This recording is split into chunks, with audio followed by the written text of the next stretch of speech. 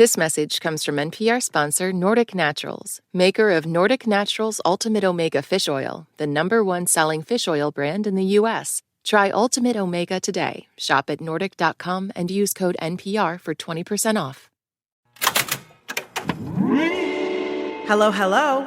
I'm Brittany Luse, and you're listening to It's Been a Minute from NPR, a show about what's going on in culture and why it doesn't happen by accident.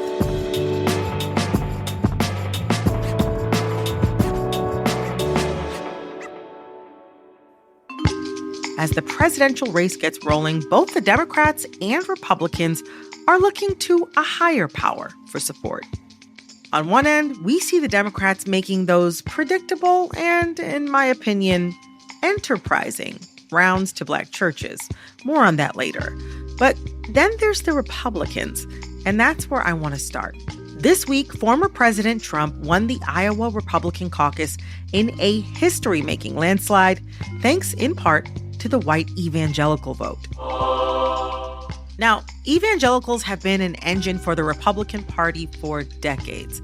And today, white Americans who align with Trump are more likely to identify as evangelical. And yet, at the same time, church attendance has gone down. So I want to explore this maybe blasphemous question.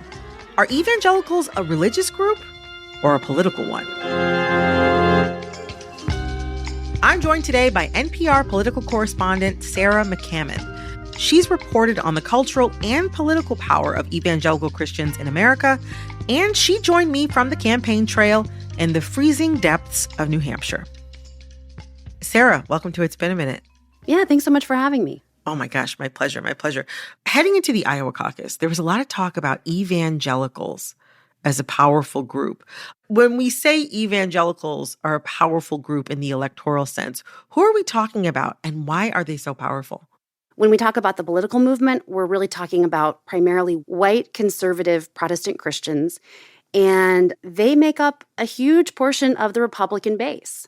Today, I'm also proud to announce that our campaign has been endorsed by pastors and faith leaders in every single one of the 99 counties. That's almost, I think, a first. Thank you very much. God is with us. I think so, right? It's so interesting because it seems that, like, in my experience, most Americans expect their president to have some sort of religious affiliation. And maybe I'm wrong here, but Trump only vaguely seems to have a religious affiliation where in the past he said that he was Presbyterian, and then during his presidency, he announced at one point in 2020 that he had changed to being non-denominational. But also in 2020, there were polls where most people who were asked said that they didn't think of Trump as religious. And I have to say that my opinion, personally, is that that's not the first thing that I think of when I think of Donald Trump. It's not? Funnily enough, it's not. And yet, Trump talks a lot about defending Christians on the whole from this feeling of being under attack and whatnot. How do evangelicals square all of this? Well, I don't think Trump has, very often at least, tried to brand himself as a deeply religious person. Yes, he talks about religious freedom, and he talks about defending the church, and he talks about the evangelicals, as he puts them. But when he's asked about his own faith, he's pretty famously stumbled several times, and he doesn't seem to be overly concerned about trying to make people think he's some kind of deep, devout Christian. He famously, when he was in Iowa in 2016, talking to a conservative evangelical group, and he was asked about whether he'd ever asked God for forgiveness, he said, I'm not sure I have. I just go and try and do a better job from there. I don't think so. I think if I do something wrong, I think I just try and make it right. Yeah, that's not a very churchy answer. Not at all. But Trump, he doesn't seem to worry too much about that. And you know what? His supporters don't seem to care that much. And I've heard two different responses to questions about this. And I want to talk to you about two people I talked to while I was in Iowa. The first is State Representative Luana Stoltenberg. She's an evangelical Trump supporter. She told me she'd initially caucused for former Pennsylvania Senator Rick Santorum back in 2016, and she did have some initial concerns about Trump, but she told me she came around pretty quickly. At first, I just didn't know what to think because I didn't know him that well. I just knew him as, the developer and kind of the playboy kind of a guy, that's who I knew. And so I wasn't sure. I did have friends that were supporting him and that really prayed through it and felt like he was supposed to be the president. And I saw the changes in him. I don't believe he is that same man that he was years ago.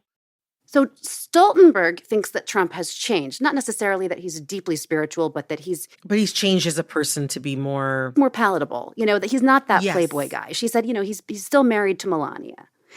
Now, others just truly, it doesn't matter. They like his policies. They like his leadership style. They don't care if he's an evangelical. I met Shelley Burrow at a pro-Trump event in Ankeny, which is outside of Des Moines, when I was there in the past few days. When I asked her about Trump's character, here's how she responded. Have you read the Bible? What do you mean? Have you read the Bible? Yeah, actually, because I have. Many of the people in the Bible were married multiple times, and they didn't always do the perfect thing. People aren't perfect. That's so interesting. Yeah, she says she's been a Trump supporter from the beginning, and she thinks he commands respect, and he's the kind of person she wants in the White House. Reading about evangelicals ahead of the caucuses in Iowa, I found something really interesting. It seemed like one of the core beliefs is not a religious one, but a political one. That what is most important in being evangelical, some people feel, is to vote Republican. It used to be, to my understanding, that evangelicals supported Republicans because of issues like abortion or same-sex marriage. But now it seems to be about being Republican, just that identity. It seems like there's a really profound conflation, yes. And I think, what's the chicken and what's the egg here? I'm not 100% sure. And I think evangelicals are still, I know they're still motivated by those issues. They bring them up when I talk to them. But they're also motivated by issues like immigration and the border. And so it's not just one thing. And when you were talking about that data, it reminded me of another PRI survey within the last couple of years that indicated that people who identify as evangelical or articulate evangelical beliefs are proportionally more likely to say, for example, that being Christian is part of being American and that America should be a Christian nation. And so while not all evangelicals are Christian nationalists, that is a rising ideology within conservative Christianity. And there's an increasing alignment there with the Republican Party. Sarah, you grew up in the evangelical church. I'm curious, from your experience, what is it about Trump that white evangelicals specifically are drawn to now? Well, from my experience and also from my reporting, I can say that it's a number of things. I mean, it's largely the policies that he both promised to enact as a candidate in 2016 and since then has delivered on for the white evangelical base. Trump promised to select conservative Supreme Court justices who would overturn Roe v. Wade. I talked to Samuel Perry, a sociology professor at the University of Oklahoma, who studies a lot of this. He thinks that evangelical voters prefer Trump at least as much now as they did 4 or 8 years ago. Evangelicals see themselves as victims in a culture war, that they are persecuted and embattled, and that sense is probably even stronger. And there is a good amount of rhetoric from Trump around identifying and naming that sense of being under attack. And also a lot of rhetoric from him about wanting to be a person that will protect the church or protect Christians. As soon as I get back in the Oval Office, I'll also immediately end the war on Christians. I don't know if you feel it. You have a war. There's a war. Under crooked Joe Biden, Christians and Americans of faith are being persecuted, and government has been weaponized against religion like never before. And Perry says that evangelicals see Trump as having a proven track record of fighting for their causes. I think evangelicals bought into the promise of Trump in 2016 and again in 2020, and now they'll continue to do so because they feel he is somebody who is uninhibited by any kind of moral compass, because he's not going to apologize. He's not going to back down because he doesn't know how to do that. The other interesting thing that Perry says about this is that during the Trump years, evangelical has become an increasingly political label rather than a theological one. And that's happening at the same time that we've seen declines in church attendance across the board. Some scholars have dubbed it the great dechurching. One thing that we know is many people have turned to podcasts or live streams or online commentary that blends religious beliefs with political punditry. And that is its own sort of like media quagmire that I think we're all working through right now. But to you, as someone who follows evangelicals so closely in your reporting, how has the relationship between religion and politics for these kinds of Christians evolved since the rise of Trump? The increasing kind of isolation we saw during the pandemic, the increasing polarization of our media and therefore of our electorate has, I think, created all these different sort of niche lanes where people can find each other and pretty much reinforce whatever they want to believe. I'm in my early 40s. When I was, a teenager up into my early 20s, it was almost a quarter of the country was a white evangelical, more if you include evangelicals of color. Whoa, I did not know that. Almost 1 in 4. Huge number. Yeah. Wow. And that number's down, according to Public Religion Research Institute, that number's down to maybe more like 14% today, in part because of demographic change. But I think the unifying thing seems to be this sense that the country is headed in the wrong direction. Things have changed in a way that's not good. And that's obviously much easier to say if you're a white evangelical than a non-white American. And so I think, for whatever reason, conservative Christians have united around a few ideas in a way that I'm not sure that progressives and Democrats have been able to do.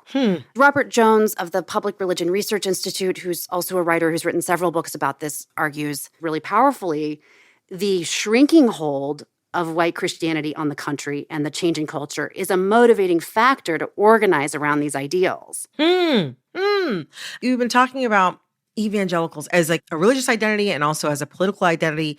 Sarah, do you think evangelical at this point in culture is more a religious identity or more of a political one? We've talked about the fact that there's survey data that suggests that for some white Americans who identify with Trump, they're more likely to call themselves evangelical than they used to be. Sam Perry also says there's survey data suggesting that people stop going to church if they don't feel they align politically with the people in the pews next to them. So some of those people might become quote-unquote nuns. They stop being religious, or they might try mainline Protestant churches. They might try something else. But here's what he said about that. Well, I think what we're seeing is that, like, the conservative Trump-supporting faction of evangelicalism has laid claim successfully to the evangelical kind of space in a way that if you don't fit in that and that you don't feel like all of that term represents now, then you back away from that. And that's, I think that's going to have tremendous consequences in the future. I think we can speculate about what those consequences will be, and I don't think we fully know yet. Thinking about this increase in white Americans identifying as evangelical and their closeness to Trump, I'm curious, how do you think this shift will impact the rest of the upcoming primaries? Evangelicals were essential to Trump's win in Iowa. How essential are they for him to win in the general election? Really important. 80% of them, give or take, supported him in the last 2 elections. It's a big margin. They're really critical. And, there are some efforts underway to find persuadable evangelicals as well as conservative Catholics who might not be crazy about Donald Trump and get them to think about supporting Biden. I talked to Doug Padgett. He's executive director of a group called Vote Common Good, which described its mission as working to help Christian conservatives separate their faith from Trumpism and from Republican politics. He was in Iowa for the caucuses, and he says he's going to be going on the road this year to try to have some of those conversations. We're going to specifically work in Arizona, Georgia, North Carolina, Pennsylvania, Michigan, and Wisconsin. And we'll be involved in many other states because moving 3% of evangelicals away from voting for Donald Trump on Election Day makes it, by our estimates, impossible for him to win in those states. And I should say this group, Vote Common Good, started doing what they were doing a few years ago in response to the rise of Trump. And they believe that they were instrumental, or at least influential, in helping move enough evangelical voters in some of these key states in 2020 in a way that they think helped President Biden get elected.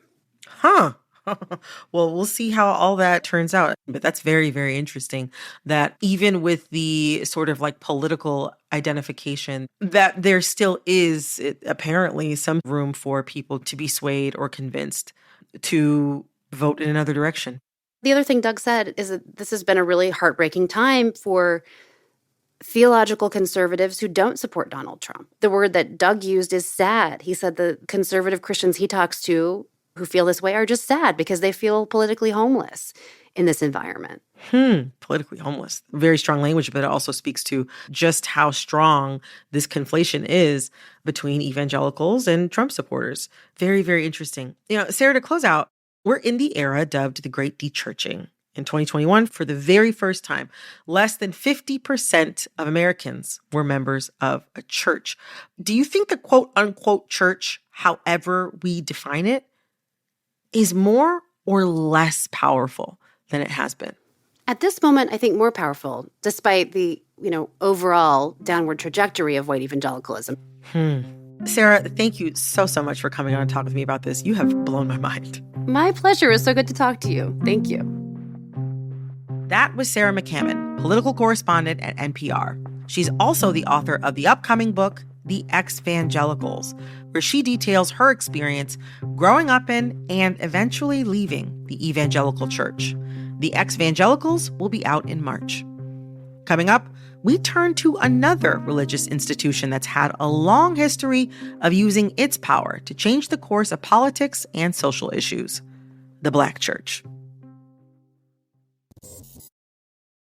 Support for this podcast and the following message come from Dignity Memorial. In life, you plan for many important things, like weddings, retirement, and your children's education. A celebration of life is really no different. Planning and paying for your celebration of life in advance protects your loved ones and gives you the peace of mind you deserve. It's truly one of the best gifts you can give your family. Dignity Memorial will help you take care of every detail with professionalism and compassion. For additional information, visit dignitymemorial.com.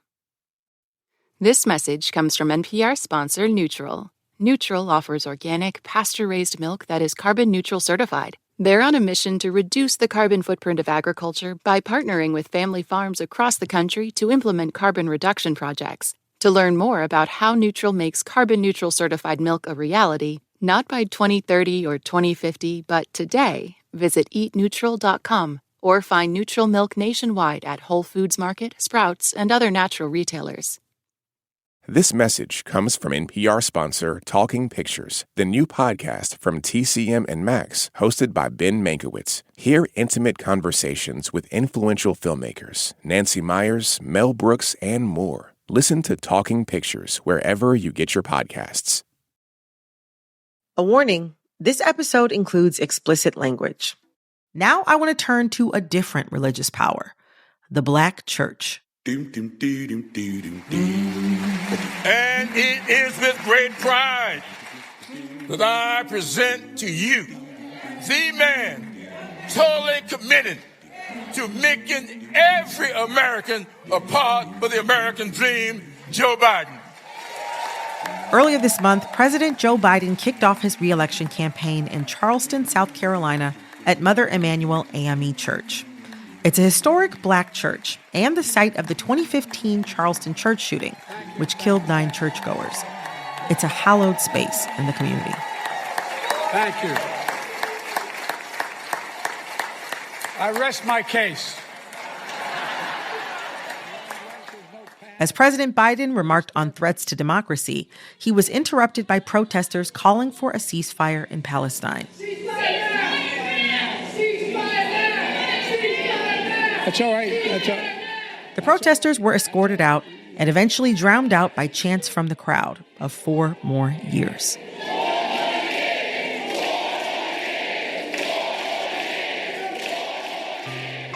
Biden got jacked up, and people didn't like it.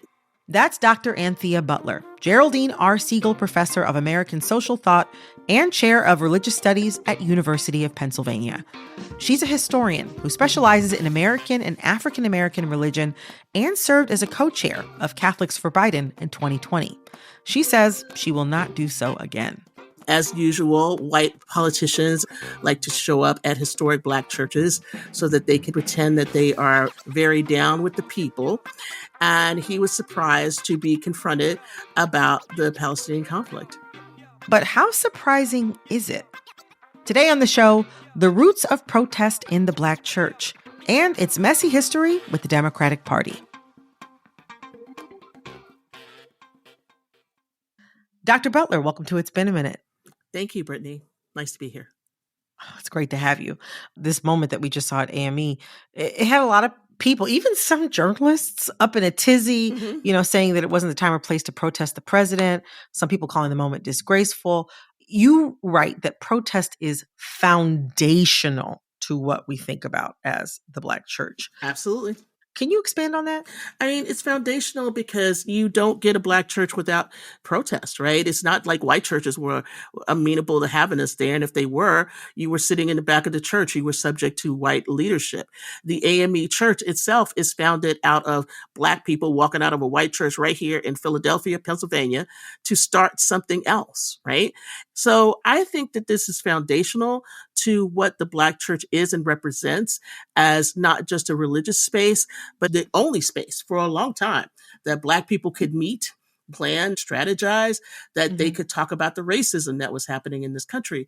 So I look askance at these people who are doing this and think, well, you obviously, have some respectability politics, but let me tell you that this guy named Jesus knocked over tables in the temple. And so if you don't know how to deal with the guy that you think you worship, Jesus, then you clearly don't understand what you're sitting in right now, which is a church. Yeah. So I want to talk about this moment that we saw happen with President Biden. This moment of anti-war protest in Mother Emanuel AME reminds me a bit of Martin Luther King Jr.'s stance against the Vietnam War, which wasn't received without pushback from other Black leaders, right? Like those from the NAACP. But I wonder, is there like a pattern here with anti-war protest in the Black churches, or even just with those two situations? Do you see a pattern? There is a tradition of protest within the Black church. And so I don't understand why everybody was clutching their pearls so much when this is something that has always happened. And let me say one more thing. I think the fallacy about history, and especially the fallacy about Black church history, is that it's always been lockstep. That is, everybody had to agree. Well, everybody doesn't agree, and they've never agreed. So I think one of the things that we have to do is to, learn some history, which is, unfortunately, people don't want to learn any history. So talk to me about the Black church. Who or what are we talking about right now when we use that phrase, the Black church? Well, there's a lot of discussion about what the phrase the Black church means. And actually, it's a catch-all, hold-all phrase. Right. I want to think back to Professor Eddie Glaude from Princeton, who asked a very poignant question a few years back, is the Black church dead? Yes. People were all angry at him and stuff. And I'm like, yeah, he probably kind of was right in a way. I think the way that we define church, and especially Black church, is the institution in America that people have looked towards and African Americans have belonged to as Christians. Not everybody belongs to a Black church, okay? Not everybody cares about the Black church. I need to say that out loud. You know, the African Methodist Episcopal Church was founded. There were Black churches before that. They just were standalone. They were not denominations. When you start to form denominations, that's a whole different ballgame. And you get constructs like, the African Methodist Episcopal Church, Church of God in Christ, other Black denominational churches. And so those on a spectrum have been at times involved in the civil rights movement, whether to a greater extent or to a lesser extent. I think when we're talking about the 21st century and what does that word Black church means, it means something that is a historical construct, B, a nice placeholder to talk about Christianity and African Americans, and C, an institution that is not what it used to be, but still exists as both an imagination, a memory, and also a dynamic political strategy for African Americans in this community. These days, it is basically gospel, church joke intended, that the Democrats are supported by Black churches, by the Black church, like you said, this real or imagined space or group. But it's much more complicated than that. What were turning points that cemented that relationship between the Black church and the Democratic Party specifically? So we need to talk about this from the 1960s forward, because I think if you try to talk about it prior to that, I'm not going to say to you that the Democratic Party had the Black church. They didn't. Right. Back then, some of them were Dixiecrats who supported Jim Crow, segregation, so on. And so when you understand that they were Dixiecrats and they were basically like, some of them were KKK folks, this makes a big difference. So what we're talking about is, a relationship that existed probably alongside of, I would say, JFK in the beginning, LBJ, and then forward. Okay. So that's the relationship that we're talking about. And people may disagree with me on that, and that's fine. The second thing I think we're talking about is a relationship between people who came out of the church and became political activists, right? So we can think about people like Jesse Jackson and others who had a church relationship, who were reverends, and then became public figures, worked in politics, Al Sharpton and others. Yeah, like people like that, right? And they're not the only ones, okay? And you might think about that today as Senator Raphael Warnock, who is also a pastor of Ebenezer Baptist Church, right? So you could think about it that way, is that you have church people who were involved in politics, but you also have church people who facilitate politics. So let me give you an example of that. Yes. I wrote about the Church of God in Christ in my book, Women in the Church of God in Christ. You started to see political figures come to the annual convocation of the Church of God in Christ. So back in the 90s, Bill Clinton went, so this is a whole history of people sliding in and out of these, sort of Black church events, whether that's the, AME congregations, Baptists, whoever. You always have some political figures that show up. Coming up, what the great de-churching may mean for Biden's re-election campaign.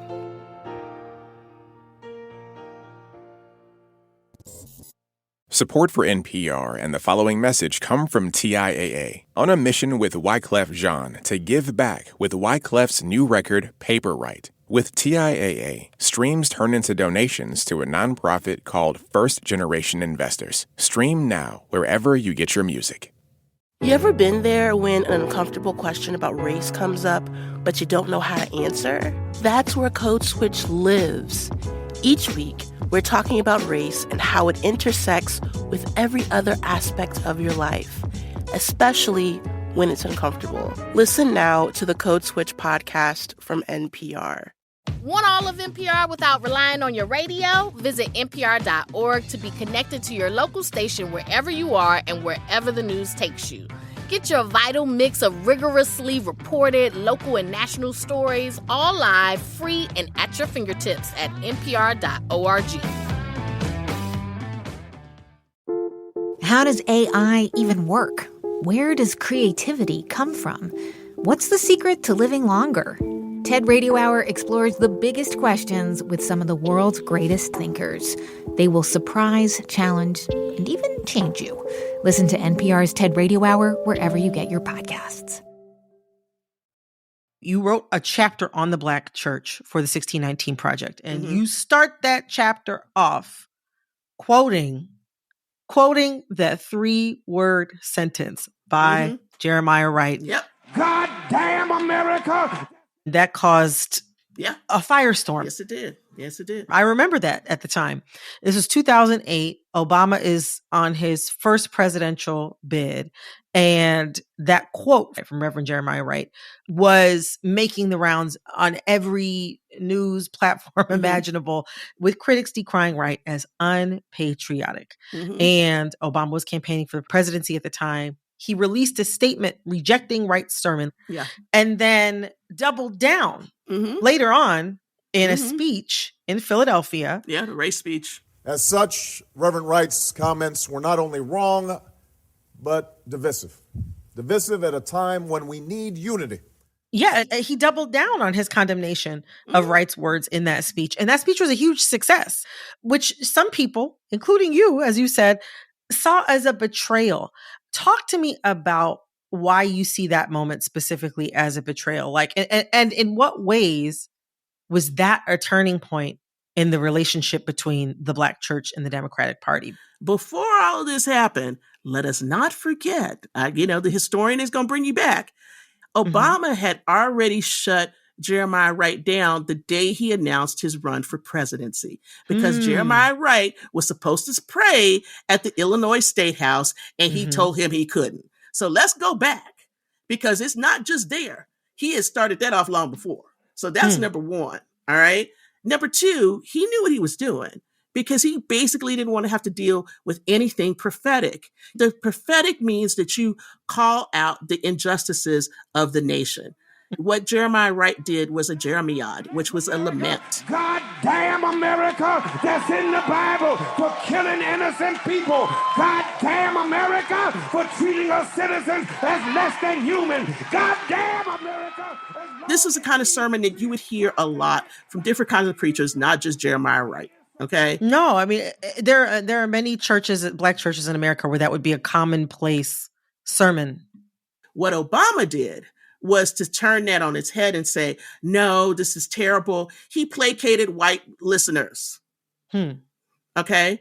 And in the guise of placating white listeners, he also put his foot on the neck of the Black church. Because what he was basically saying was that you're not supposed to do this anymore. If I'm going to be the first Black president, which he ended up being, then you don't need to do this anymore. And so what we have to ask ourselves is, did the first Black president really use the Black church just like a white man? I mean, I think that's a great question to ask. But I wonder, in what ways do politicians depend on the Black church even outside of campaigning and getting out the vote? They lean on the Black church to keep the peace. Say more about that. Again, I'm going to hurt people's feelings. I mean, think about Black Lives Matter. I mean, this is one of those spaces in which, the Black church was sort of used as a way to not just, showcase the funerals and all of that, but to also be the peace bringer. As another night of uncertainty fell on Ferguson Monday, nearly 100 ministers marched in the hope of leading a path to peace. No matter what occurs, it doesn't give anybody any license to take lives or to injure humankind. It's also used as a way to say, this is part of America's heritage. You have all these Black people who are Christians, right? And they're not going to do anything bad.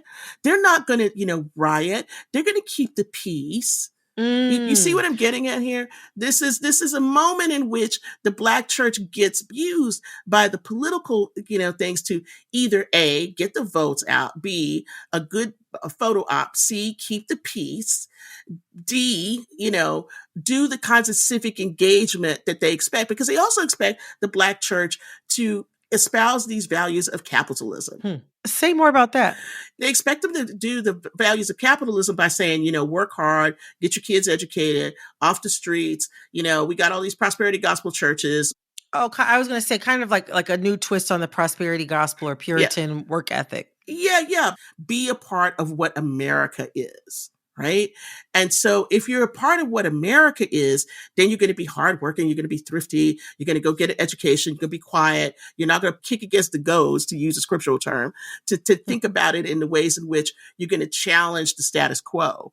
We want you there to hear that preacher every Sunday, to dress up nice, to do these things. Now, problem is that the Black church is not operating that way anymore. And part of it is about the crumbling of churches to begin with people not going as much. The great de-churching of America, yes. Second, larger churches, they're not doing all of this anymore. These larger Black churches, let's take a TD Jakes, for example. They're about the entertainment complex. They're not about the political context. That's true. This is, let's bring Tyler Perry in to give us $1 million. In the service, and I leaned up toward him and I said, I've just been touched to give $1 million. So it's not operating as this sort of like community organizing meeting place. No, they may have outreach to give food, to give clothes, to do things like that. But that's in the hope that you're going to come to that church and bring your tithes and offerings. Something that I wonder, though, is going back to the moment where former President Obama was singing Amazing Grace at the funeral of Reverend Clementa Pinckney at Mother Emanuel Church back in 2015. Amazing grace, how sweet the sound. It was a really charged moment because the church had just been the site of a racially motivated terrorist attack that killed 9 churchgoers.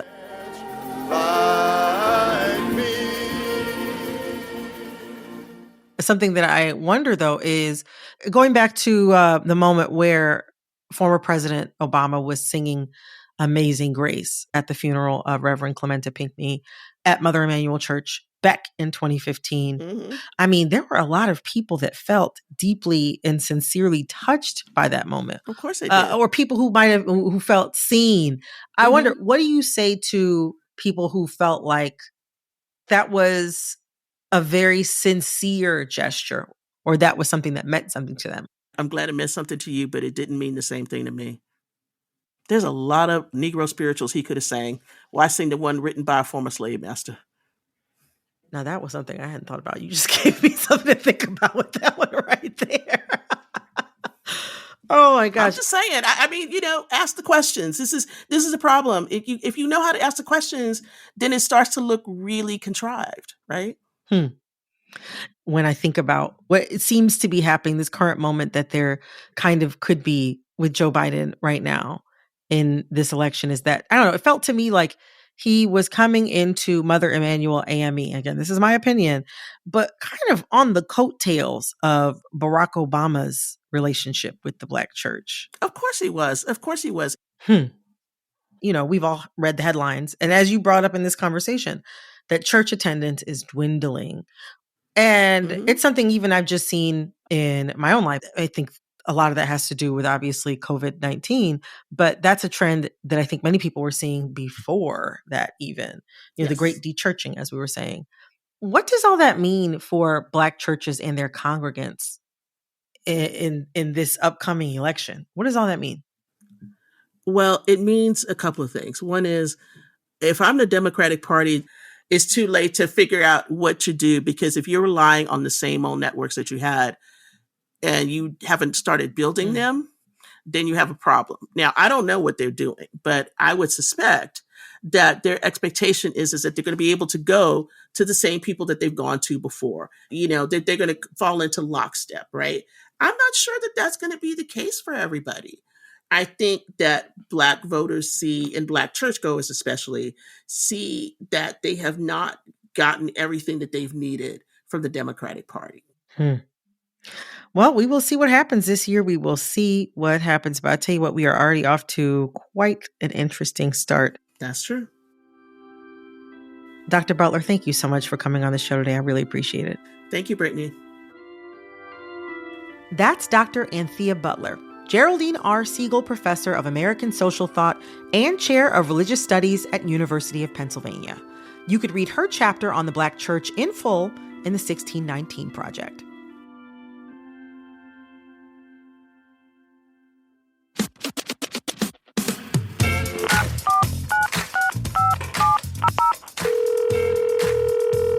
Hey, Brittany. Hey, Brittany. Hey, Brittany. Hey, Brittany. This is Greg in New Orleans.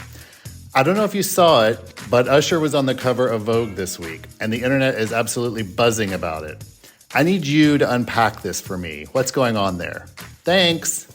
Hey, thank you so much for calling in with this question. I have been thinking about this a lot too myself. So for those of you who don't know, Usher is on the digital cover of Vogue magazine this month.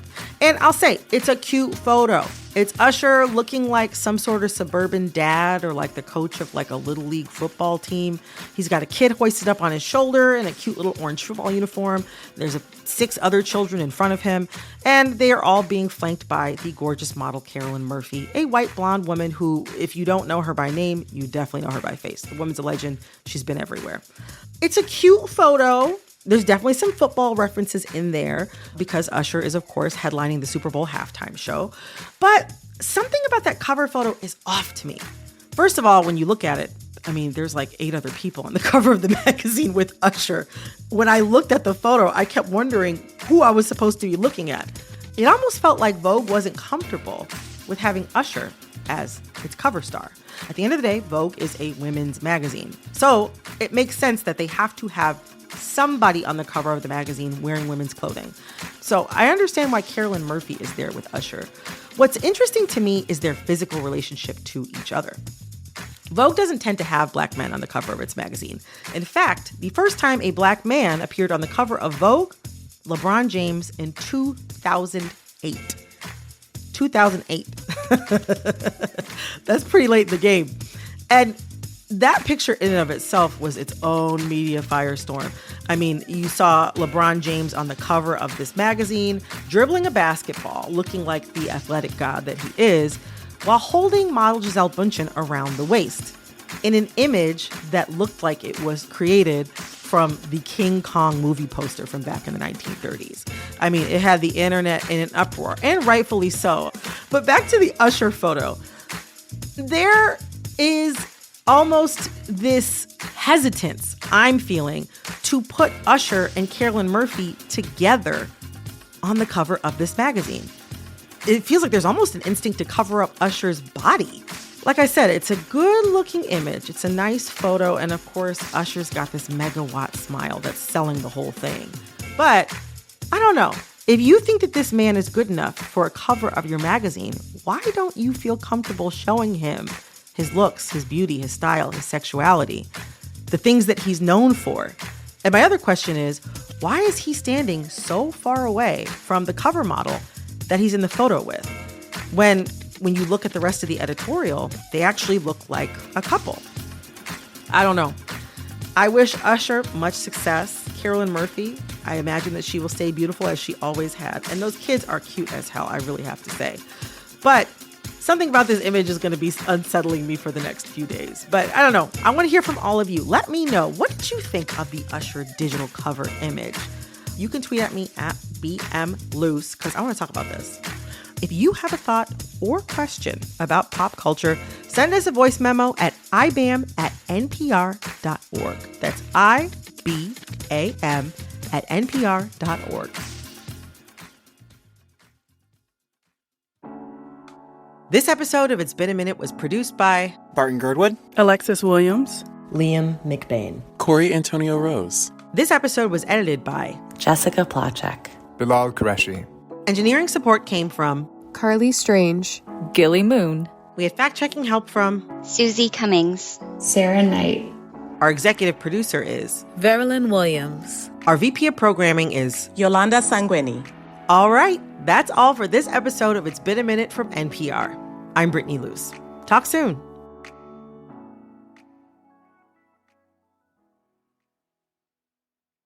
On the StoryCorps podcast, we believe a lot of the most interesting stories are right there in front of us, waiting to be told. So every week, we share a candid, unscripted conversation between two people around the themes of love, loss, family, and friendship. These aren't experts or celebrities, just everyday people like you and me. Listen now to the StoryCorps podcast from NPR.